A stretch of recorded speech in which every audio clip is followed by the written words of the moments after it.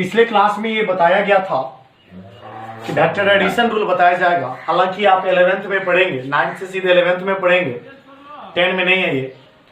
और science and measurement का ये लास्ट क्लास है, तो थोड़ा ध्यान से बाकी पीछे का रिवाइज करते हुए आगे चलना है।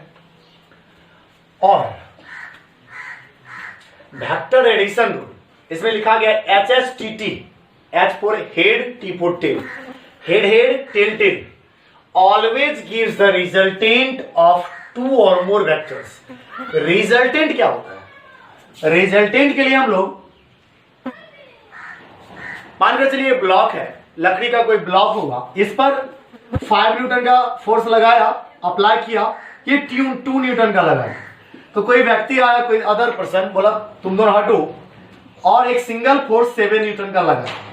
का मतलब हुआ रिजल्टेंट फोर्स एक सिंगल फोर्स होता है जो सभी वेक्टर्स के बदले आता है। जितना ये इस ऑब्जेक्ट को एक्सेलरेट करेगा या अकेले कर देगा, then this single vector is called resultant of these vectors। इससे ज्यादा भी होगा तो उसका भी रिजल्टेंट हम लोग ले सकते हैं। रिजल्टेंट मतलब हुआ परिणामी, उसका क्या रिजल्ट होगा, क्या उसके बदले यूज किया जा सकता है। कि मानकर चलिए एक और एग्जांपल ले लेते हैं। आपके कमर में रस्सी बांध दिया जाए, इधर रस्सी बांध करके इधर, और एक रस्सी बांध करके इधर, यानी रस्सी इधर बांधा गया, इधर बांधा गया, और दोनों तरफ खींच रहा है। बताइए आप किधर जाएंगे? सोचिए, इधर जाएंगे? बिल्कुल नहीं। इधर जाएंगे? बिल्कुल नहीं। कहां जाएंगे? बीच में ही जाएंगे। तो ये बीच में कोई फोर्स तो नहीं है, बट बीच जो फोर्स लग रहा है, इस दोनों का क्या हुआ? रिजल्टेंट हुआ। इस रिजल्टेंट को आप आर वेक्टर कह सकते हो। तो कहने का मतलब रिजल्टेंट एक सिंगल होता है जो 2 या 2 के बदले आता है। तो वही है आपका एडिशन रूल में, जिसको हम लोग रिजल्टेंट निकालने का प्रयास करते हैं। तो लिखा गया है टेल टेल हेड हेड या head head tail tail HSTT always gives the resultant of 2 और मोर वेक्टर, 2 या 2 से ज्यादा। तो कम से कम तो 2 लेना पड़ेगा। मानकर चलिए एक वेक्टर है और जिसका नाम आप A रखते हैं, और दूसरा वेक्टर कुछ इस तरीके से B है, इस तरीके से हम कहेंगे दोनों का रिजल्टेंट निकालिए, एडिशन रूल लगाइए। तो आप अपने मन से क्या करेंगे? थर्ड वेक्टर क्रिएट करेंगे। समझिए, समझने लायक टॉपिक है। थर्ड वेक्टर इस तरीके से ज्वाइन कर दिए ताकि हम लोगों को टेल टेल हेड हेड मिले। सवाल यह है, इस वेक्टर में डॉट दिया गया रिजल्टेंट है, इसमें हम एरो ऊपर भी लगा सकते हैं, नीचे भी लगा सकते हैं। अगर हम नीचे एरो लगा दें तो बताइए, नीचे एरो लगा दें तो हेड और टेल बनेगा, और यहां पर अगर एरो लगा दे तो दोनों हेड बनेगा, और यहां पर दोनों क्या होगा? टेल होगा। यही हेड हेड टेल टेल जो बना, ये आर हुआ।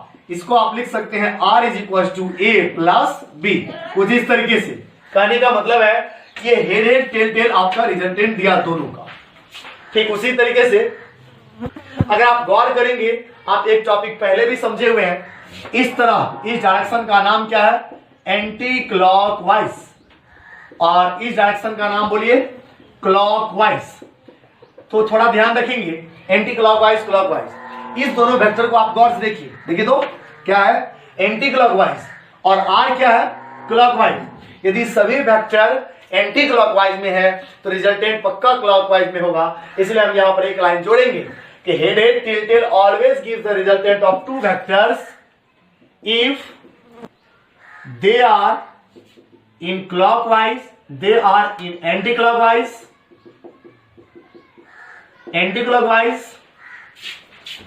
और in clockwise। या तो वो सभी एंटी में होना चाहिए या और इन क्लॉकवाइज, या तो एंटी क्लॉकवाइज में हो या तो क्लॉकवाइज में हो। अगर आप देखिए दोनों वेक्टर क्या है? क्लॉकवाइज, एंटी क्लॉकवाइज में, तब जाकर आप रिजल्टेंट निकाल दिए तो हेड हेड टेल बन गया। दूसरा एग्जांपल, मानकर चलिए एक वेक्टर, दूसरा वेक्टर, तीसरा वेक्टर। तो कहने का मतलब ये वेक्टर A है, ये वेक्टर B है, और ये वेक्टर C है। तो आप ड्रॉ ज्वाइन करेंगे ना इसको। तो बताइए, ज्वाइन करने के बाद एरो किधर देना चाहिए? ऊपर या नीचे?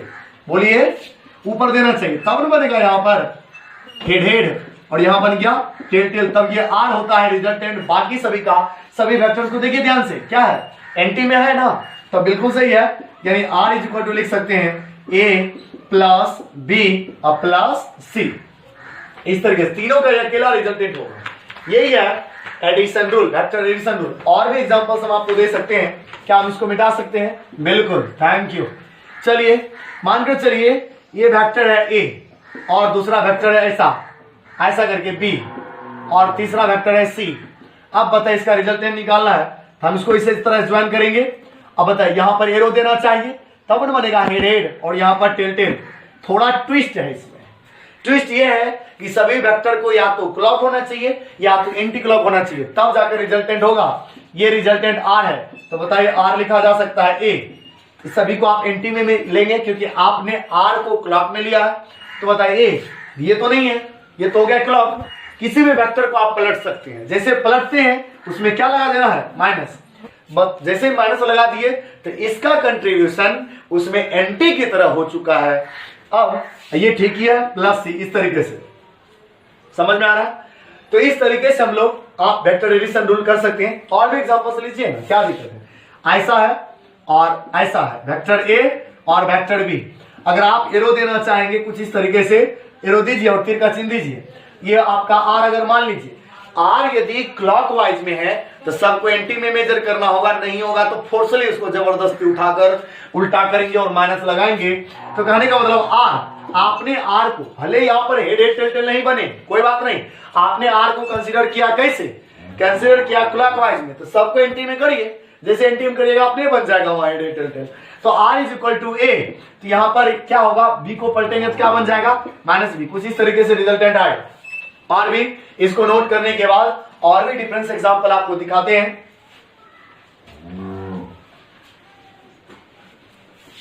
वेक्टर एडिशन रूल में हमेशा ध्यान रखा जाता है कि वेक्टर कैसा है, रिजल्टेंट कैसे देना पड़ेगा। यदि रिजल्टेंट क्लॉकवाइज लेते हैं तो सभी वेक्टर को एंटी में कंसीडर करिए। यदि सभी रिजल्टेंट को एंटी में करते हैं, सभी वेक्टर को क्लॉक में कंसीडर करना पड़ेगा। चलिए ऐसा वेक्टर है कुछ इस तरह, कुछ इस तरह। तो मानकर चलिए और ये ए है, ये बी है, ये सी है। तो आपने रिजल्टेंट ड्रॉ इस तरह करेंगे, यहां पर एरो देंगे तब बनेगा हेड हेड टेल टेल। नहीं भी बनेगा तो अब कोई बात नहीं, हम लोग समझ गए क्या करना है। रिजल्टेंट को आपने लिया है क्लॉकवाइज में, तो सभी वेक्टर को एंटी में करिए। ए बी सी सब ठीक किया, ए प्लस बी प्लस सी।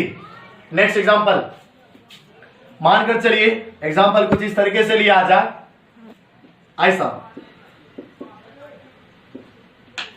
ऐसा लिया जाए। अब बताइए रिजल्टेंट वेक्टर एबीसी कर लेते हैं। ए, ये वेक्टर बी, ये वेक्टर सी, ये वेक्टर डी, ये वेक्टर ई। अगर हम इसको ज्वाइन करेंगे कुछ इस तरीके से, तो जैसे ज्वाइन करेंगे आप बताइए आर को कैसे लेना है, तब सबको उल्टा करेंगे। आर को अब तक क्लॉक में ले रहे थे, क्लॉक में ही लीजिए, ऐसा होगा ना क्लॉक। तो सभी को एंटी करना पड़ेगा। आप इसको आर दर्शा सकते हैं। आर क्या आर आपका क्लॉक है तो सबको एंटी में मेजर करना होगा। तो बताइए एंटी में है, नहीं तो पलटिए ना। माइनस ए ये एंटी में है, बिल्कुल सही। प्लस बी, ये बताइए इसको पलटना पड़ेगा। क्या लिखेंगे? माइनस सी। और बोलिए डी को क्या करें? डी को क्या करें? एंटी में है ना, तो प्लस डी। ई बोलिए, ठीक ही है, प्लस ई। यानी आर के हिसाब से सभी को कंसीडर करना होता है। इस तरीके से आप कैसे भी आप बनाते रहेंगे, बनता रहेगा। ये वेक्टर एडिशन रूल आप फिर से 11th में जाकर पढ़ेंगे। फिलहाल आपको इंफॉर्मेशन दिया गया। और लास्ट टॉपिक जैसा कि बताया गया था, वेक्टर स्केलर कंप्लीट होने के बाद एक टॉपिक बचता है टेंसर, जो हायर स्टैंडर्ड में आप पढ़ेंगे। लेकिन एक शॉर्ट इंफॉर्मेशन आपको देना मैं चाहूंगा कि टेंसर क्या है। टेंसर एक ऐसा फिजिकल क्वांटिटी है जो किसी भी इवेंट्स के एक्सप्लेनेशन के लिए कभी वेक्टर कभी स्केलर यूज करते हैं, दोनों तरीके से यूज किया जाता है। इसलिए लिखा गया the physical quantity which is assumed to be scalar for explanation of some events related to it. कभी कभी किसी इवेंट्स को एक्सप्लेन करने के लिए उसको वेक्टर मानते हैं। And also assumed to be vector, कभी कभी वेक्टर भी यूज किया जाता है किसी भी इवेंट्स के एक्सप्लेनेशन के लिए। ये आपका कहलाया टेंसर। और इसकी जानकारी आपको विशेष अगले कक्षाओं का मतलब 11 में दी जाएगी। और इसका टेंसर का कुछ एग्जांपल, जैसे प्रेशर होता है, प्रेशर को कभी वेक्टर कभी स्केलर। हाँ, हम लोगों का जो स्टैंडर्ड लेवल है 9-10, उसमें हम लोग प्रेशर को क्या करते हैं? स्केलर ही कंसिडर करते हैं। स्केलर है तो स्टैंडर्ड लेवल पर जब आप इसको एक्सप्लेन और भी अच्छे तरीके से किया जाएगा तो वहां पर दोनों तरीके से, तो प्रेशर आपका टेंसर में कंसीडर होगा। उसी तरीके से एग्जांपल और है मोमेंट ऑफ इनर्शिया। अब आप सोच रहे हैं मोमेंट ऑफ इनर्शिया क्या है, जो 11th में ही पढ़ा जाएगा। यहां डिस्कस करने के लिए इसको बहुत सारा बेस हमको बताना पड़ेगा, इसलिए इसका डिस्कशन हम अभी फिलहाल नहीं कर सकते। फिलहाल आप टेंसर को समझेंगे। Tensor is that physical quantity which is assumed to scalar और वेक्टर एंड डिफरेंट कंडीशंस, उसको एक्सप्लेन करने के लिए। ये पूरा चैप्टर कंप्लीट हो चुका है, आप इस चैप्टर को रिवाइज करते रहेंगे। अब नया चैप्टर इसके बाद आएगा मोशन। अब ये जो है पढ़ाई अपनी गति में आ चुका है, ट्रैक पर आ चुका है। अब कोशिश करिए साथ चलने का, नहीं तो बहुत मुश्किल हो जाएगा साथ आने के लिए। आप इसको रिवाइज करते रहिए, चैप्टर कंप्लीट हो चुका है। फिलहाल के लिए थैंक यू, धन्यवाद। बोलिए सियावर रामचंद्र भगवान की जय।